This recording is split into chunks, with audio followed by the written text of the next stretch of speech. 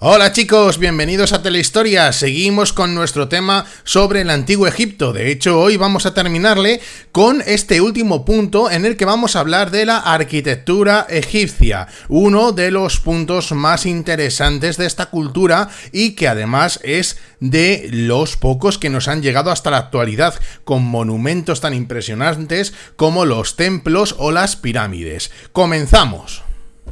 Telehistoria,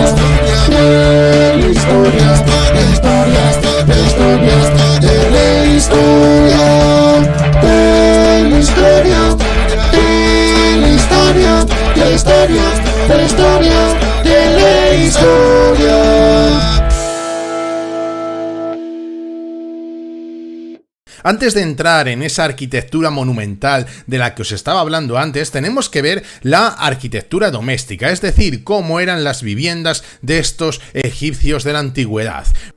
Las casas de los egipcios se construían con lo que tenían alrededor del Nilo, que era fundamentalmente barro, por lo cual esas paredes de esas casas estaban hechas o bien con barro o bien con adobe, y como hacía tanto calor, luego las blanqueaban para quitar el calor del sol. En esto tenemos ejemplos aquí en España. Por ejemplo, en nuestra zona de Valladolid, de Tierra de Campos, también lo más normal es que las casas estén construidas con barro, con adobe o con ladrillo, y menos en piedra. ¿Por qué? Porque ¿qué es lo que hay en Tierra de Campos? Sobre todo tierra, campo, arcilla. Sí, tienes razón. En otros lugares, por ejemplo allí en Zamora, yo he visto muchas casas hechas con pizarra. ¿Por qué? Pues porque esa piedra está en esos lugares, por lo cual es lógico en las diferentes civilizaciones que hagan las casas con lo que tienen a mano, porque si no sería de estúpido hacer las casas de barro donde no hay barro y hacer las casas de piedra donde no hay piedra. En cuanto a las casas blancas, si os fijáis aquí en España también pasa que en el sur, en Andalucía, donde hace más calor, las casas se suelen pintar de blanco, se suelen encalar. ¿Para qué? Porque el blanco hace que el calor no entre tanto en la vivienda, es decir, refleja el calor, refleja los rayos del sol, por lo cual hace menos calor en esas casas. En Egipto os podéis imaginar, si en Andalucía hace calor, imaginaos cómo podía hacer en el desierto, ¿no? Por lo cual esto era una medida muy importante para no asarte dentro de casa. ¿Cómo hacían el techo? Pues también con lo que tenían, con troncos de palmera atados, y se cubrían con barro también. Estos techos eran planos y se hacía una azotea encima, a donde subían para dejar las cosas como almacén, pero muchas veces también para dormir a la fresca, como solemos decir aquí, porque como hacía tanto calor, pues se subían a la terraza a dormir.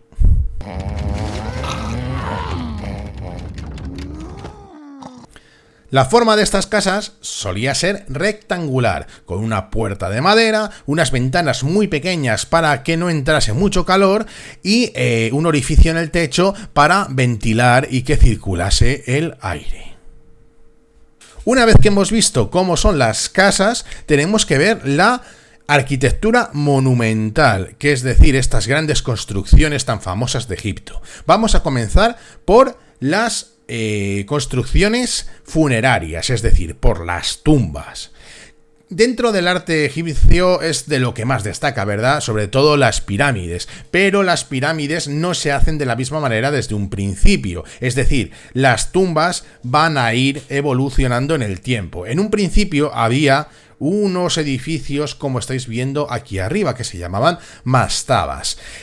Por el exterior eran como un prisma con las paredes inclinadas, pero dentro tenía truco. Dentro de este prisma, pero en el nivel superficial, estaba el serdab. Ahí había una estatua del difunto y ahí se metían ofrendas para el difunto. Pero el difunto no estaba allí, el difunto estaba bajo tierra, en una cámara subterránea donde se depositaba ese cadáver. Una vez se había depositado, como podéis ver aquí encima de mí en el dibujo, cegaban el pozo por el que le habían bajado y eso quedaba inaccesible. ¿Para qué? Para evitar que pudiera haber saqueos, porque había muchos profanadores de tumbas ya desde su época que se dedicaban a entrar en las tumbas y robar las riquezas, porque como hemos visto en puntos anteriores, los egipcios se hacían enterrar con todo aquello que necesitaran para la vida futura, por lo cual si tú saqueabas una tumba de un personaje muy rico y muy importante, iba a tener un montón de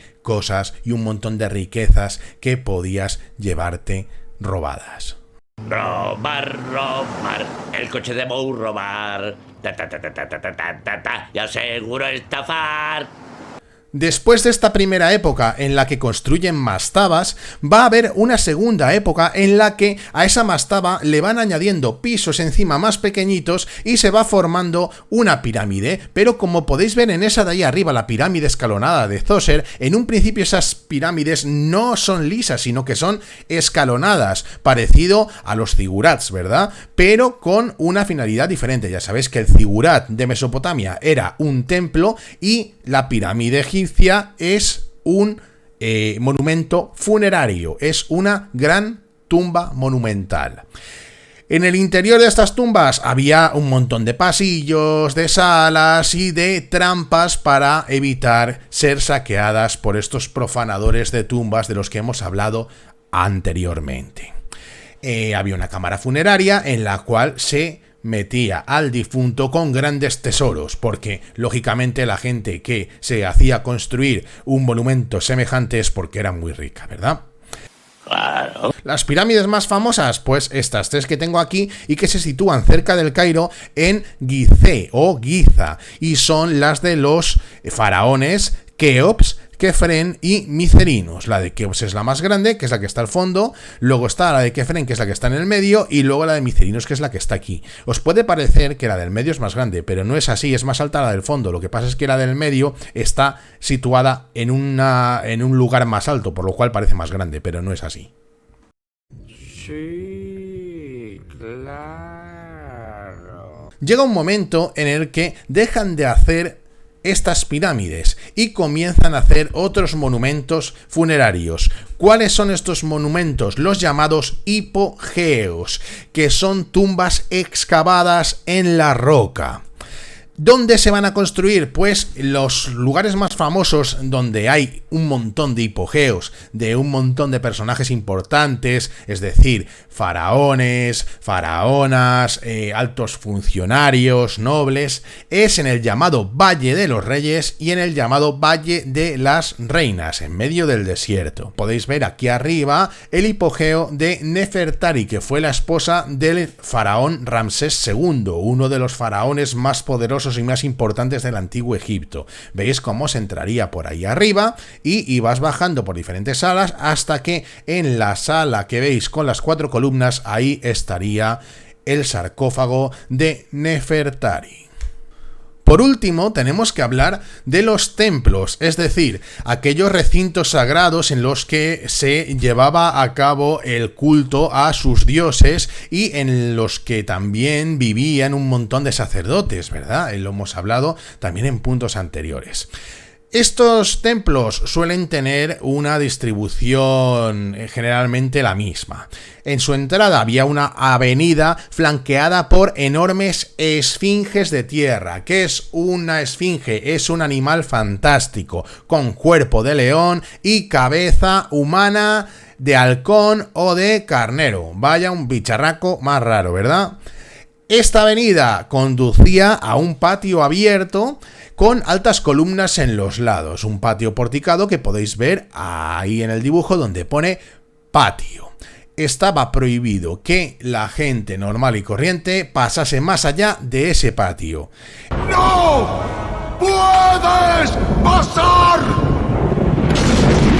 Desde el patio se accede a una sala llamada hipóstila, que quiere decir llena de columnas, y desde esta se entra al santuario que contiene la imagen del dios, lugar al que, como os he dicho, solamente pueden acceder el faraón y los sacerdotes. Aquí arriba tenéis el templo de Luxor. Arriba es un dibujo de cómo sería, ¿no? Cómo era en su momento, y abajo podemos ver lo que se conserva. Impresionante, ¿verdad? Sí.